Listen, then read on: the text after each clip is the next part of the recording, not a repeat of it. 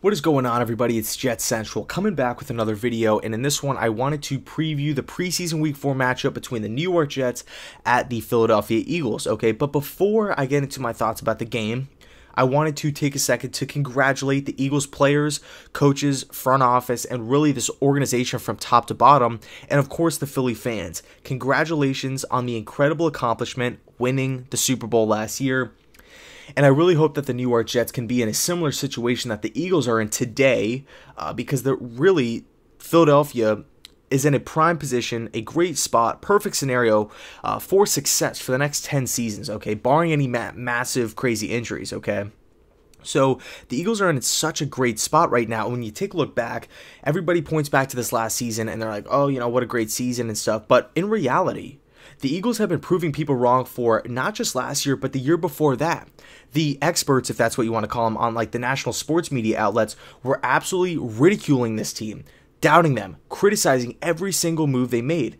Whether it was hiring Doug Peterson, oh, how can you hire this guy? He has no head coaching experience. Trading up in the draft, oh, the Eagles gave up way too many picks. You know, if you miss on this pick, you're going to set your franchise back.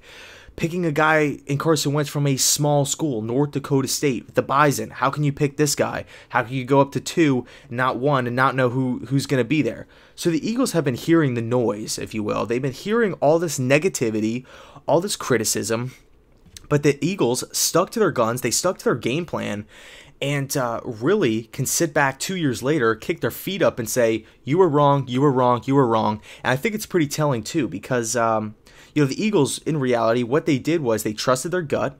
They did what they thought was the right thing to do. They went down they did what they wanted to do.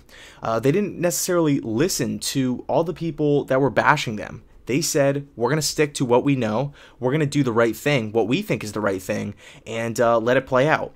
And you know, I think it's pretty cool too, because you know, you can relate that to a lot of stuff. If you do the right thing, if you think you're doing the right thing, you don't necessarily have to listen to everybody out there that's doubting you or hating on you and this and that. So congratulations to the Philadelphia Eagles.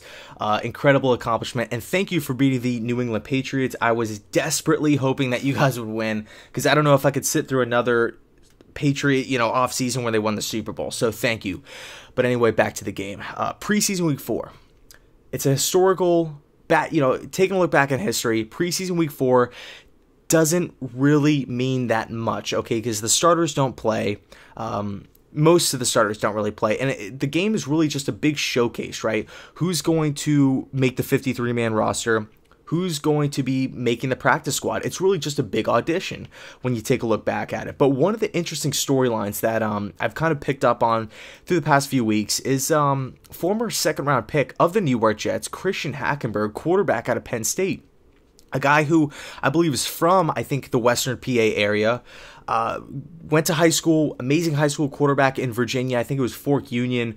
Anyway, goes to Penn State I think right after all the turmoil that Penn State kind of that came out after that. Goes to Penn State, does his thing over there, has a great freshman year, drafted second round by the New York Jets, and did not play a snap in 2 seasons. Okay, and the Jets ended up trading this guy to the Oakland Raiders for a conditional pick, and the Raiders ended up cutting him. So he's now back in Pennsylvania.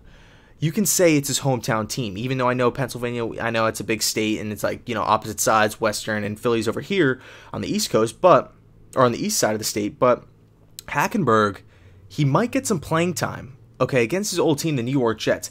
How will Hackenberg do? Because I know during his time with the New York Jets in the preseason, I can really count on one hand how many good drives Hack had, okay? And it's nothing against Hackenberg, because I liked him at Penn State. I thought he was a good kid, strong arm, big body. I just feel like he doesn't have it up top as far as being able to pick up blitzes and understanding what the defense is trying to do to him. I thought being at Penn State, he got hit early on in his career, and that kind of crippled him moving forward. Just being afraid to get hit, you know, just constantly breathing dirt, constantly picking himself up off the turf. And I think that really ruined Christian Hackenberg. So I want to see him in a Philadelphia Eagle uniform. How does this guy look, you know, after really 2 seasons with the New York Jets and then not making it with the Oakland Raiders? Will Doug Peterson and his staff, a proven staff, be able to turn Hackenberg into a solid quarterback, or even just try to get the best out of him, seeing what Hackenberg has left in the gas tank? So going to be interesting to see what happens there. But flipping it back over to the New York Jets, will Sam Darnold play in this game?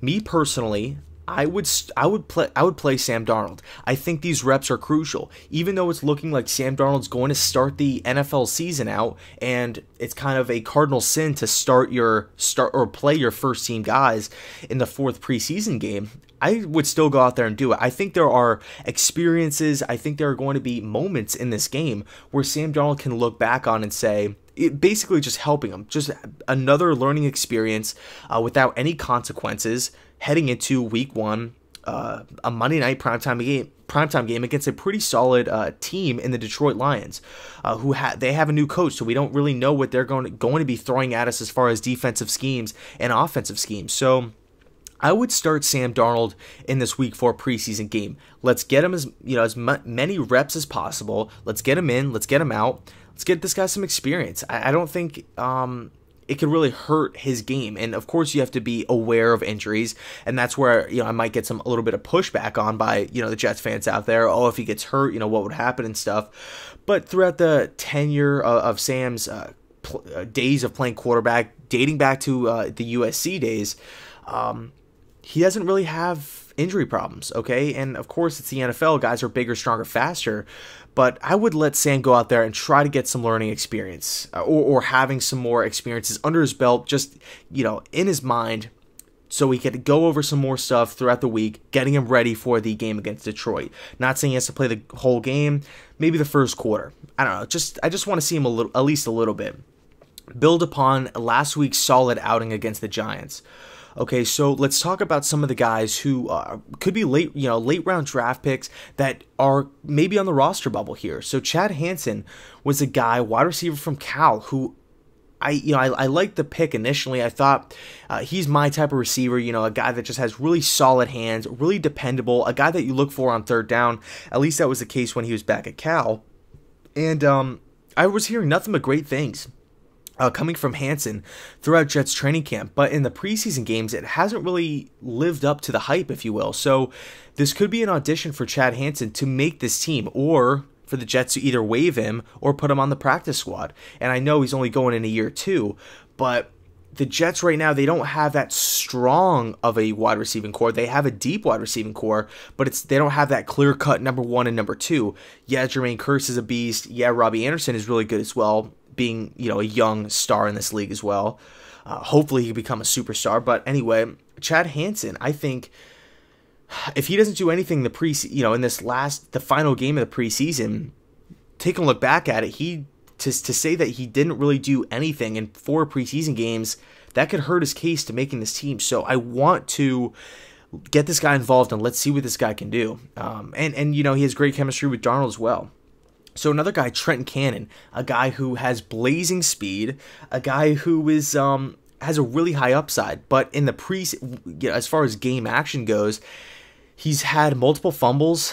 He has not really done that well in special teams thus far. And as far as just being the traditional running back, running between the tackles, running outside the tackles, he hasn't really had that one great play. He hasn't had that one drive where he's just dominated. Okay, and in a room with Bilal Powell, who's going to make the team, Crowell, one of the Jets' biggest free agent acquisitions, and Thomas Rawls, Elijah McGuire, who contributed last year.